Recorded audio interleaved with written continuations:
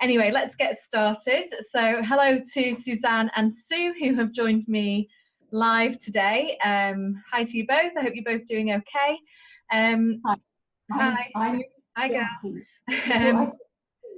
The thing just to hear what kind of questions are coming up. Ah, right, okay. So you're here just to listen in. That's fine, no problem at all. Because I know you're only just getting started, aren't you, Sue? Yeah.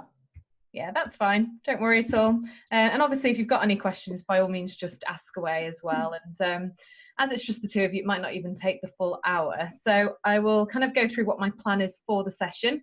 So first of all, to answer any questions, I haven't actually had anyone send any in apart from you, Suzanne, who's kind of let me know ahead of the session what you wanted to ask, which is great. So once we've kind of gone through the question and answers, I thought I would just go through some final things, really. Some things to think about, some things that are mentioned in the course, but just to reiterate them, and kind of what's next as well. So now you've finished the course, what's next for you?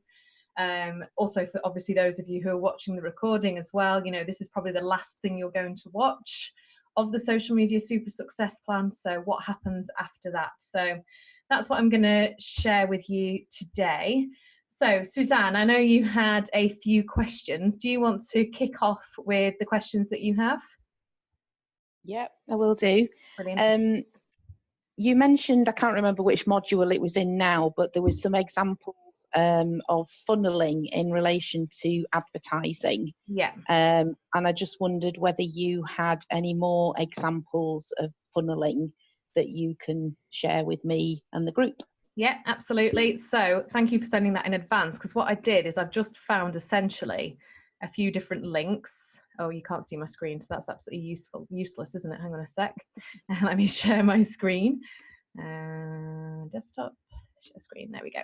So yeah, I've got a few kind of different examples here that I thought I will just stick in the Facebook group because they'll be useful to everyone. Of kind of, you know, like this one, for example, the ultimate list of Facebook ads case studies. I think this one's about a year old, but all of it is relevant. And a lot of it is about, you know, how they kind of use the funneling technique rather than just jumping in with the sell. So I'll share those on the Facebook group. Essentially, when it comes to funneling, I'm going to stop sharing my screen just because it can kind of get a bit distracting, can't it? So essentially, when it comes to funneling, the key to remember is funneling is all about warming people up before you sell to them. So that doesn't necessarily have to be a 6-step process as such. It's just that you're not trying to sell to a cold audience. So let's say, for example, I want to sell the Social Media Super Success Plan. So the next time I release it, I think, right, I'm going to run a Facebook advert. The wrong thing for me to do would be to go, okay, well, looking at who's previously been on it, it's marketing managers, social media managers and business owners. So that's going to be who I'm going to target with my advert. And I'm just going to, you know, maybe create a video that explains what the Social Media Super Success Plan is all about and then link them to the sales page. That is definitely not what I'm going to do, because if I just target those people, chances are they've never heard of me before. They have no idea who I am.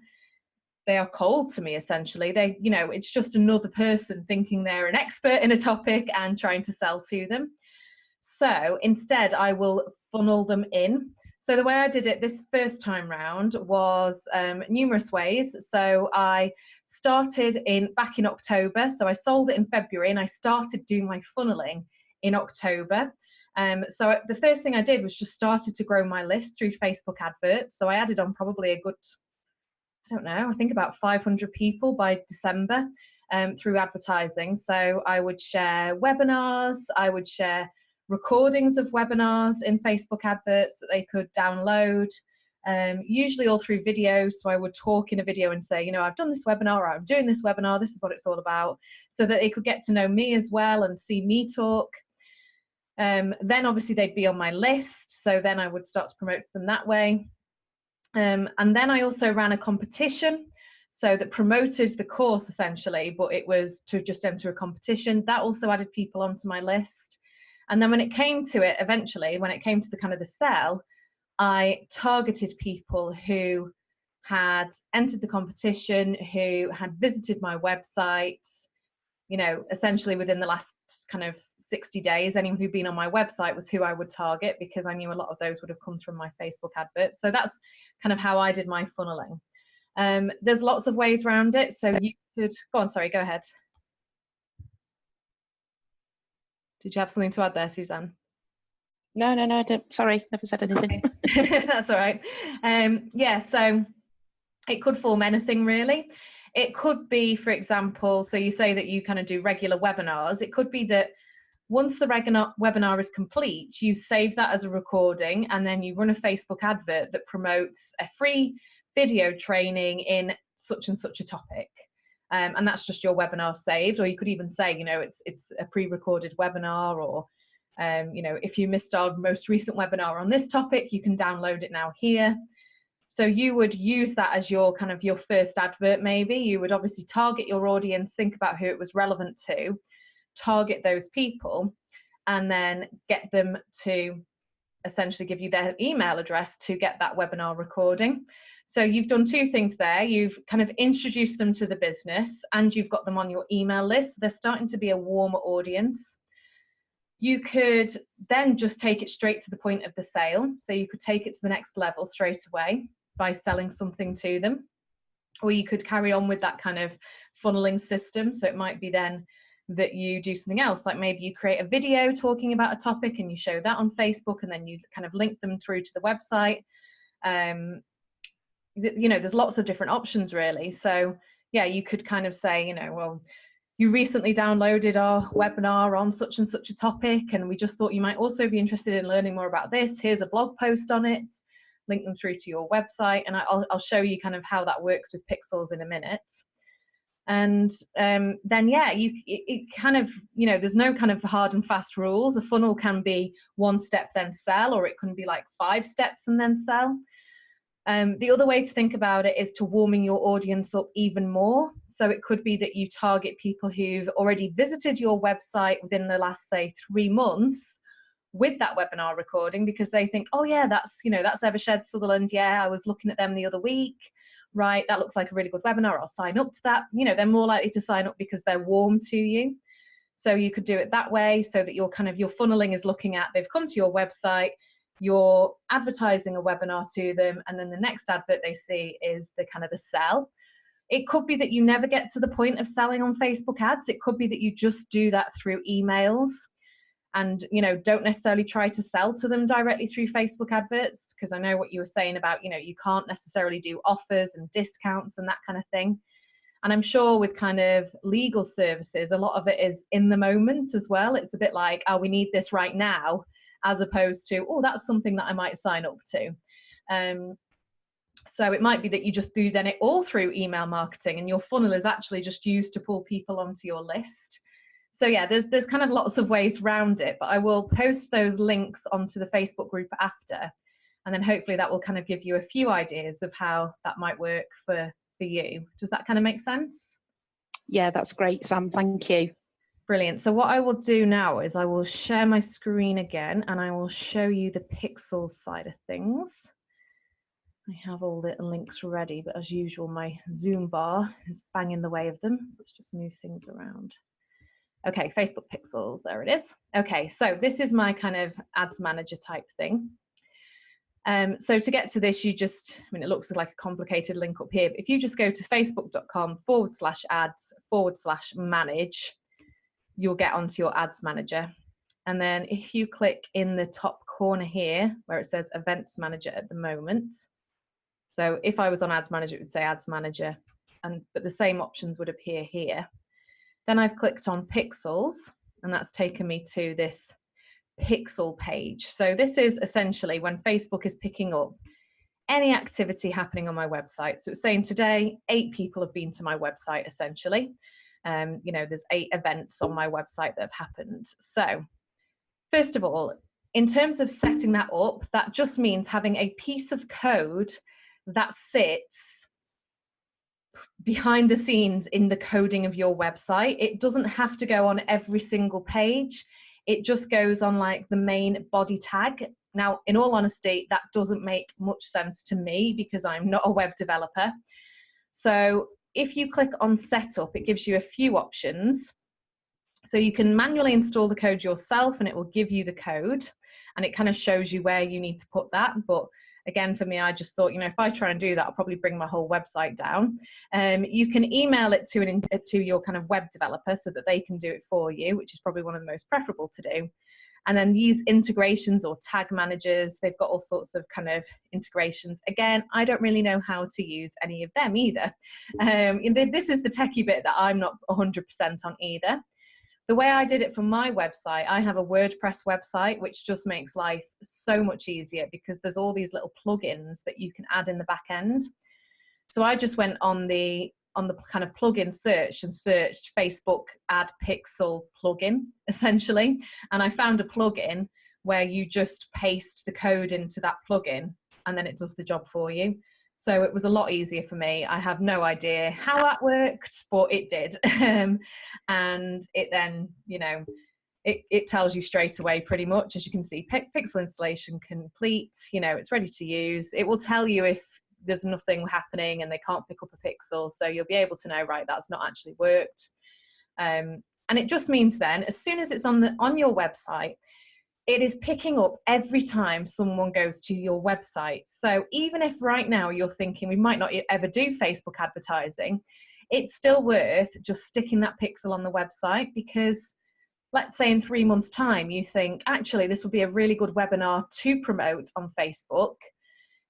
If only we could have been targeting people that have been to our website. Because you've got the pixel on, you can. So you can say, right, let's target people who have been on our website in the last 3 months or something. So to do the kind of the conversion side of things and the tracking is the other thing that the pixel can do. So it looks at what web pages people are going on. That's why, let's say on Amazon, you go and look at a product on Amazon and then you go back on Facebook and Facebook's advertising that product to you. And that's because Amazon just has this really intelligent system, God knows how they do it, where each page, you know, instantly it's picking up. I'm sure there's not someone manually inputting the URLs like most of us will have to do. But the idea is you click on this, create custom conversion, and you can say, for example, if the URL contains webinar, then that is a conversion. So when you're running your ad, you can then choose that conversion, and then on your ads manager, when it shows you the results, it might say, okay, from your advert, 15 people converted.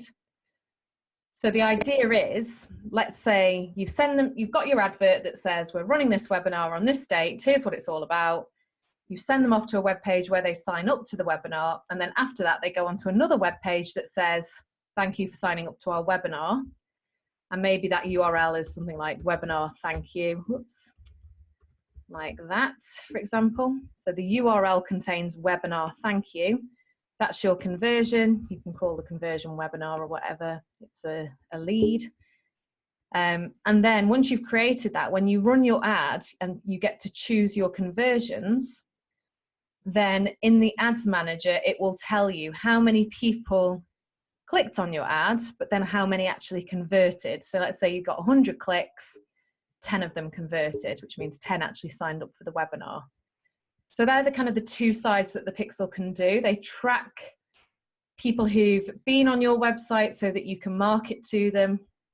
And the same thing applies in terms of when you set up an audience. If I click create custom audience, you can see all website visitors in the past however many days. Or again, I can say people who have visited a specific web page. So you might choose, right, we only want to show this webinar to people who've looked at our page about such and such a thing we do. So I know that's very kind of, it's a bit weird until you kind of really give it a go, but does that kind of give you a bit more of an idea around how the pixel works and what to do with it? Yeah, I think so. The question on the back of that is, as I say, we've just set up the Facebook page. So there's a company Facebook page. Yeah. And the digital guys set me up a training page. So Okay. I'm presuming that the pixels will be different on the company page and on my page, the training page. Yes, they could be, or Yeah. I think it's possible to use the same pixel on both. Right. I think to do that, you have to go through Business Manager, which is what is it? What's the link? I think it's business.facebook.com. And set yourself up as a business manager on Facebook. And then it will you can add in any kind of any pages that you've managed. So for example, this was a company that I helped out recently, Fresh Bananas. So I got added to their business manager account. And I think there is a way to make it so that you have the same pixel for 2 different Facebook pages. Right. I'm not entirely sure how, in all honesty, because I've never had to do it. But yeah, I'm pretty sure there is a way. I will have a look. I'll look that up and see what I can find on that. So pixels for 2 pages. What you could do anyway, I mean, to be honest, it doesn't really matter if you have 2 separate pixels. You know, you can add more than 1 pixel anyway, and it's not going to affect your website in any way at all. But yeah, I will look that up because I'm pretty sure that you are able to have 1 pixel covering different pages. And I think it's all done through that kind of business manager side where it's looking at all the businesses that you manage. Yeah, so I'll look that up for you and see what the techie route is to doing that. Anything when it comes to kind of website and coding is where I get a bit like, this isn't what I signed up for. It's just a bit too techie for me. I like the nice happy side and the marketing side, and this is a bit like, oh, it's a bit over my head, but I'll look it up for you and see what I can find on that. Thank you. Cool. So the other thing you mentioned was Sumo Rank, and yeah, when I went www.sumorank.com, it didn't work, but when I just typed in sumorank.com, it did. So I think it's one of those weird websites where it doesn't work if you include the www.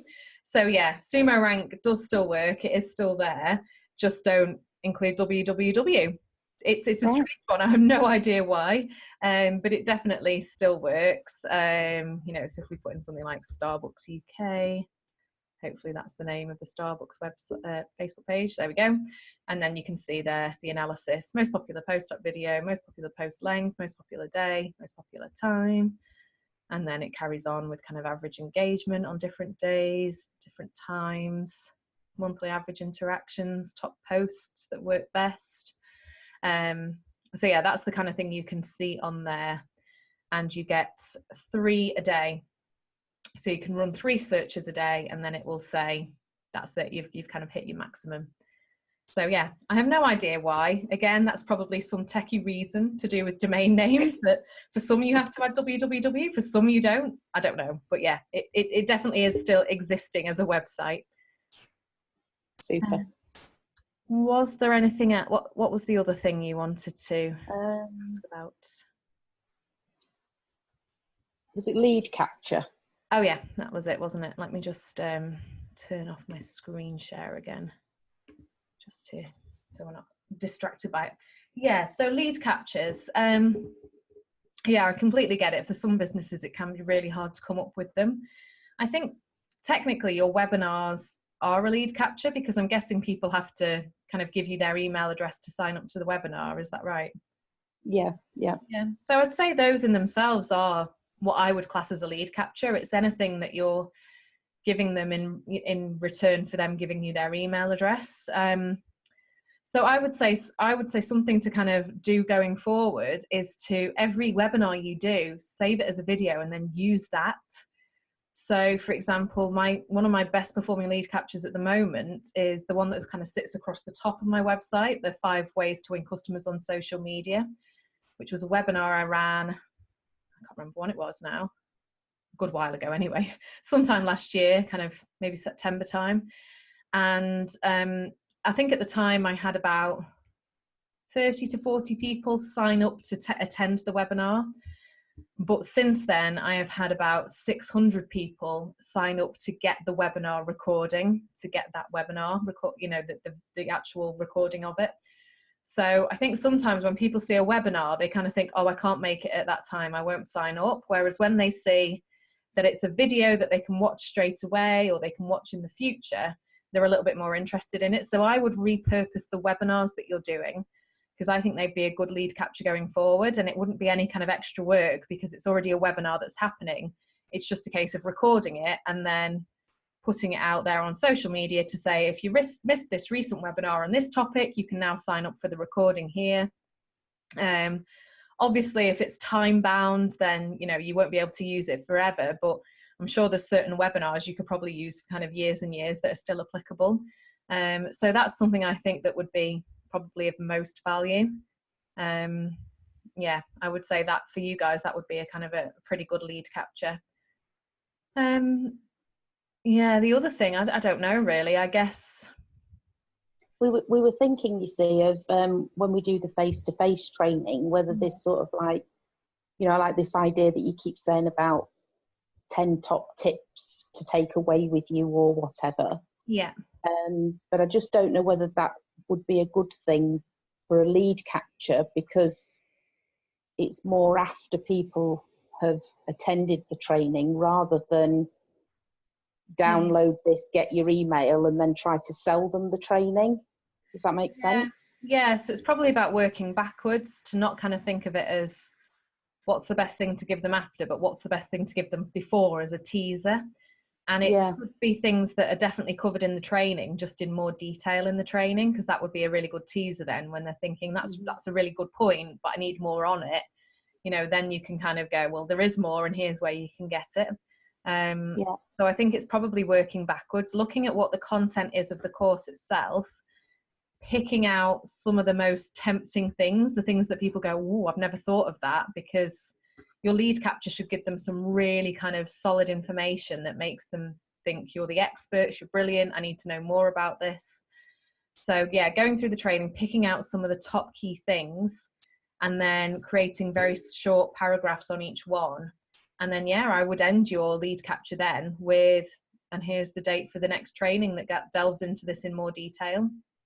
So yeah, rather than working kind of looking at the training and then finish what you'd finish with, I would go backwards and what you might tease people with. Yeah. And do it like give them the starter before the main course. Exactly. Yeah. And it also helps as well when they turn up at the training, if they've already had that kind of information, because they're already warmed up to the content and they've already started thinking about it. So, I think that would work really well. Thank you. Fab, did you have any other questions? I've probably got loads. It's been an absolutely fabulous course. Oh, good. It's good to I hear. really do want to encourage you to do one on the advertising though, because I think, like you say, there's so much that you could cover. I know. That module that you just need to go wider with it. I think you're right. I think that's probably kind of going to be the next big course I create. Maybe not a complete 12 module one. The key, I think, for advertising for me is I love the marketing side of it, but as you can see, the techie side, it's just that bit that's kind of like the stopping point for me. So I think probably, first of all, I need to really feel more confident myself in the techie side of advertising. And then definitely, I think that's something that, to be honest, we're all going to have to know more about because of how difficult it is on the engagement side now. So is definitely pipeline. So yeah, that's good feedback. Thank you. Fab. Sue, did you have any questions at all, or are you just happy listening in? Actually, I found that conversation very useful. Thank you, Suzanne, because you raised some interesting things for me too to think about as I start to go through the modules as well. So that's been very helpful for me. Good. Yeah, I wanted to stress that you could definitely come along even if you haven't even started the course yet.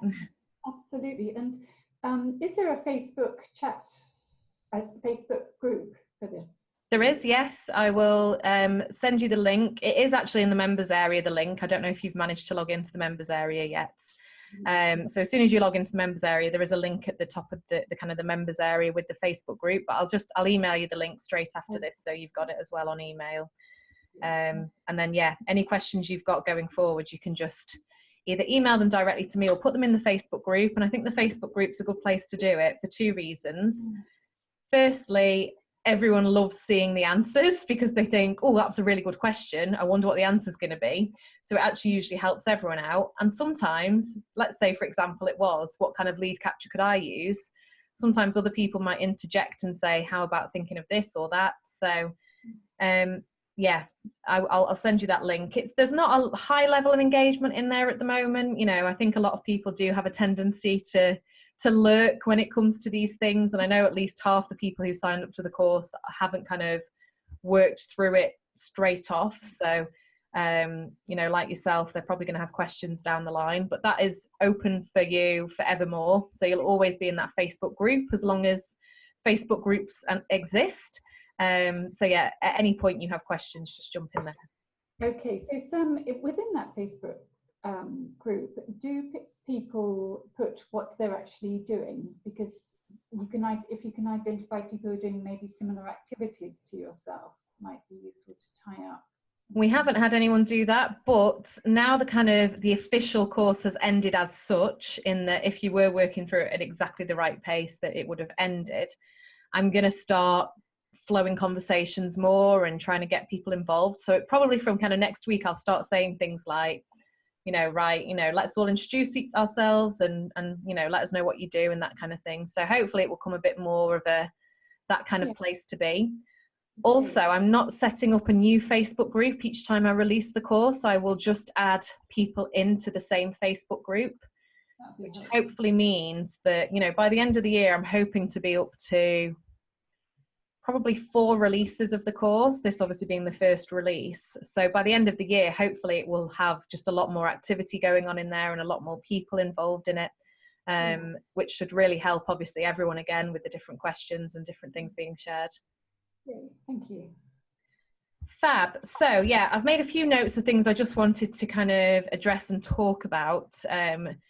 Obviously for you guys who've joined me live, but also for the benefit of those people who are watching the recording, whether that's straight after this or whether it's like months down the line when you've finished watching all the other modules, things to kind of think about really.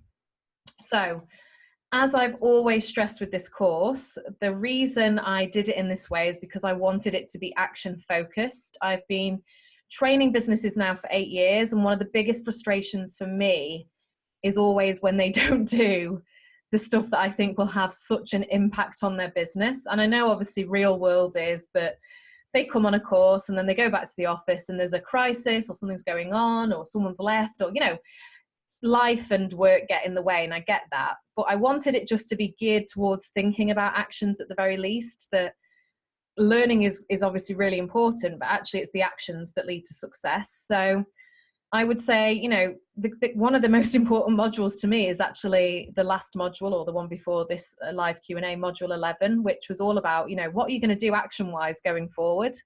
And I would recommend that you watch that kind of every few months as a bit of a kick up the bum to say, actually, are you doing anything to get you towards success? Or where are you up to? Or what have you done since the course? Or what's the next thing you could be doing? And what do you need to focus on? So I just wanted to make another point about how important action is.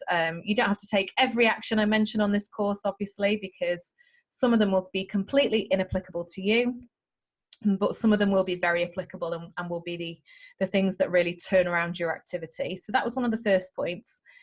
The second point that ties in with that really is how social media has to become a habit. And I know myself, I had flu in January, and do you know what? It really shook up all my habits. Just having that 1 week where I really struggled to do anything work-wise. I was pretty much in bed for the week. It was proper flu. It wasn't just a cold that we like to call flu. It was full on, couldn't move or anything. And when I got back into work, I was still, you know, it was the week after and I still wasn't 100%. So it was just an ease back in and doing what I have to do really. So I'd say I took 2 weeks off of my usual habits. And it was so difficult to get back into the swing of things. And I was in the full kind of video mode. I was creating like at least 3 videos a week. I'd have ideas buzzing. And then I realized, you know, I've got down to like 1 video a week. I just can't do it anymore because I've lost that habit. And it's taken till now, like 2 months later to kind of pick those habits back up again, because I didn't do it instantly. It reminds me of my New Year's resolution last year, which was in 2017, which was to floss my teeth every night. And I did it religiously up till about July. So I did 6 months where I religiously flossed my teeth, and the difference was immense. Like, my teeth just looked so much cleaner. And then for some reason I had like a few days where I was maybe, I can't even remember the reasoning, tired, whatever, I don't know. And I just didn't do it. And I have not got back into it since. I probably do it now about once a week when I think about it. And that's the problem, isn't it? And I think social media can become a bit like that. Like, we get really sucked into it and we're like, no, wow, this is really happening and things are working. And then we, you know, something sets us back, or we get busy in another area, and it's really hard to get back into those habits. So all I'd say is it's really important you jump back straight in. I don't know if there's a big answer to how to get back into habits. It really is just a case of doing it, isn't it? It's a case of jumping straight back into what you were doing before, acknowledging that, yes, you know, things can get in the way now and again, but once they're out of the way, we need to be straight back in the habit, because I think social media is a habit. And those people who say, well, no, we can't do social media because we have no time for it, it's purely because they haven't formed it as part of their daily habits. So that was another point I want to make that ties in really with the actions, that, you know, to make sure you're getting your actions done, it needs to be a daily habit really, if not a weekly habit of things that you do every week or every day on social media.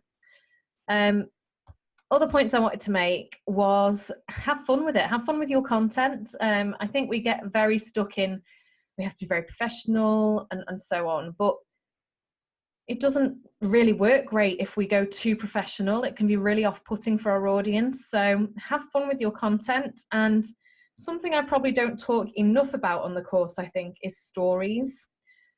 Excuse me. So you have Instagram stories, you have now Facebook page stories. So Facebook pages can add to their stories.